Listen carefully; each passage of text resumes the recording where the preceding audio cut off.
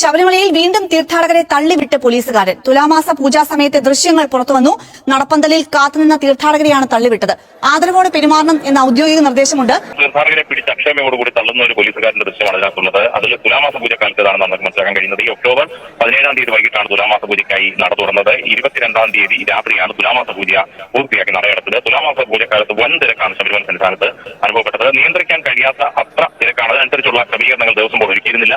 പോലീസും അതിനനുസരിച്ച് ഉണ്ടായിരുന്നില്ല. അതിന്റെ ഭാഗമായി വലിയ പ്രശ്നങ്ങൾ പല സമയത്തും ഉണ്ടായിരുന്നതാണ്. അതിന്റെ ഭാഗമാണ് നടപ്പന്തലിൽ ഇത്തരത്തിൽ തീർത്ഥാടകനെ പിടിച്ച് തള്ളുന്ന പോലീസുകാരൻ എന്നുള്ളതാണ്. ബന്ധമുണ്ടായിരുന്ന തീർത്ഥാടകരാണ് ഈ പോലീസുകാരന്റെ ദൃശ്യം കണ്ട ഇത്തരത്തിൽ മോശമായി പെരുമാറുന്നത്, അല്ലെങ്കിൽ വളരെ അക്ഷമയോടുകൂടി പരുഷമായി തീർത്ഥാടകരോട് പെരുമാറുന്നത് കണ്ട ദൃശ്യങ്ങൾ പോലീസ് ചിത്രീകരിച്ച് പുറത്തുവിട്ടത് അവിടെ തീർത്ഥാടകരാണ്. ഇത് മാത്രമല്ല, കൃത്യമായ നിർദ്ദേശമുള്ളതാണ്. വരുന്ന തീർത്ഥാടകരെ സ്വാമി എന്ന് മാത്രമേ വിളിക്കാൻ പാടുള്ളൂ, വളരെ ആദരവോടുകൂടി മാത്രമേ അവരോട് പെരുമാറാൻ പാടുള്ളൂ എന്ന് അവിടെ ജോലിക്ക് എത്തുന്ന എല്ലാ പോലീസ് ഉദ്യോഗസ്ഥർക്കും അല്ലെങ്കിൽ മണ്ഡലകാലത്താണെങ്കിൽ പോലും ഓരോ ബാച്ചുമാർ വരുമ്പോഴൊക്കെ കൃത്യമായ നിർദ്ദേശം കൈപ്പുസ്തകം അടക്കം പ്രിന്റ് ചെയ്ത് ഇവർ കൊടുക്കാറുള്ളതാണ്. സ്വാമിമാരോട് എങ്ങനെ പെരുമാറണമെന്നുള്ളത് അതിന് വിരുദ്ധമായാണ് ഇപ്പോൾ ഈ പെരുമാറ്റം നമുക്ക് കാണാൻ കഴിയുന്നത്.